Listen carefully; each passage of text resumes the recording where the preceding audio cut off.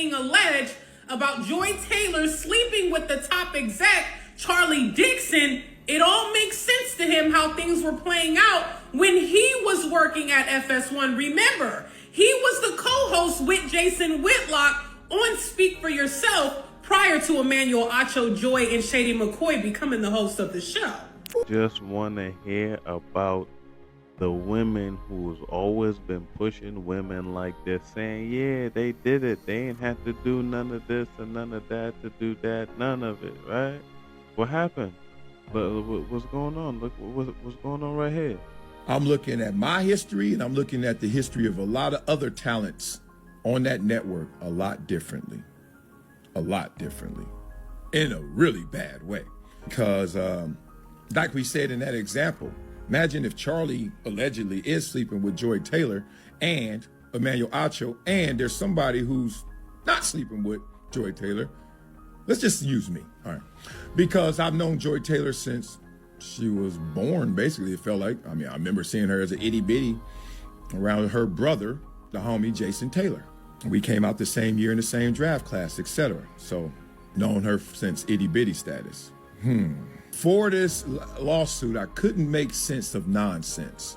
But that part right there, the allegation of Joy Taylor versus sleeping with Charlie Dixon and Emmanuel Acho versus an example like mine, unlocks a lot. Or paperwork, a little more shaking of hands, etc. The content, what you see, who you see, all of that, the budgets, oh, that's Charlie Dixon, and that's my dog. However, in terms of Joy Taylor, they say that him and Joy Taylor had a romantic relationship. That's what Nushin says. And others, according to the lawsuit. All right. Why? Like I said, I just want to know about the women who always will use women like this as their standpoint to getting a specific light, getting that some of them do take this route. And then you would also be pushing this type of woman in guys' face, talking about this is who you should be looking forward to. This is, you have to know the ins and outs of the situation before you actually sit there and say that this is the life of some people. Because I even said it in a video. I said the aesthetic. It's like, just because you push the lifestyle in the face doesn't mean it's gonna seem normal. It's not. But when I say it, y'all don't get it. The story. A video you've got to see. It shows state police wrongfully arresting 7 innocent people for a crime they didn't commit. 7 sober drivers charged with DUI arrested by different troopers in different parts of the state. It's the latest discovery, and Chief Investigative Reporter Jerry. Another cop scandal. What? Another goddamn cop scandal. It has to be a cop scandal. Because think about it. How the hell you wrongly accusing 7 different people of DUI when they weren't drunk? Jeremy Finley's sobering problem investigation. Go ahead and step on out of the car and we're going to have a conversation, okay? On the evening of June 23rd, Stephanie Fair was about to find out she was in double trouble. There's a very distinct odor of alcohol that comes from either a person or inside the vehicle. Right. Okay. I understand, but I, on my life, I don't drink alcohol. I just ate. When he started asking me about drinking, I instantly got this feeling in my stomach, like, this is bad. And it was. She'd been pulled over for failing to move over, something the state trooper was not pleased about. She almost hit me when I was wrapping up a traffic stop. I come up to the car and it just reeks.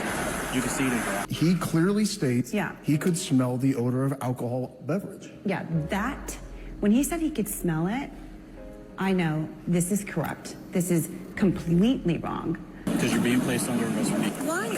But I haven't drank anything. But I don't drink. And she was right. Not only did her blood work show she had neither alcohol nor drugs in her system, her attorney got video of where she'd been before being pulled over. That's her getting ice cream. I have tried.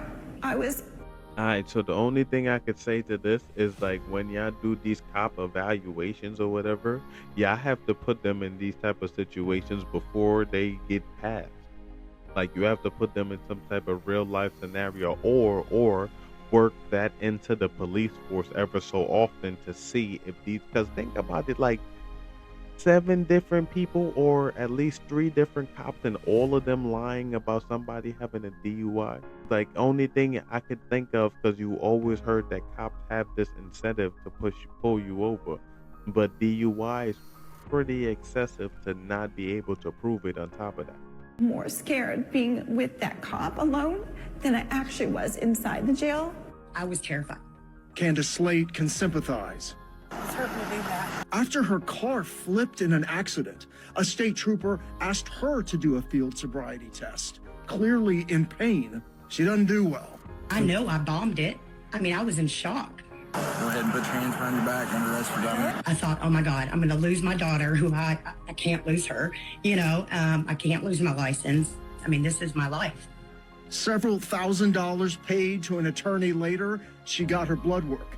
No alcohol. Her level of prescription medication so low, the charge of DUI was dismissed.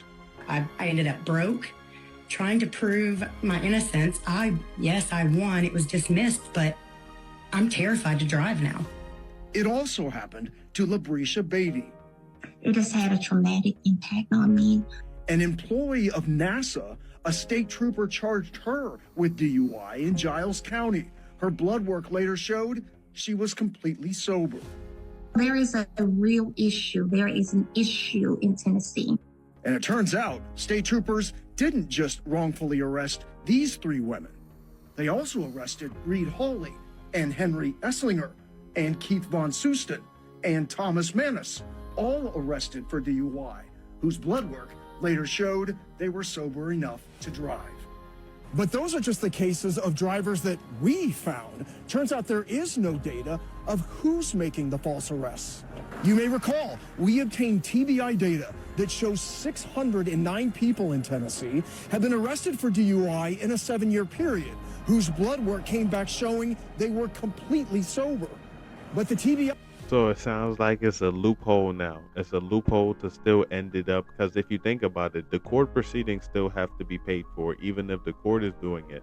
So y'all will shell out money to them for them to keep them. Hey, let me stop talking and end this video here before they try to come after me.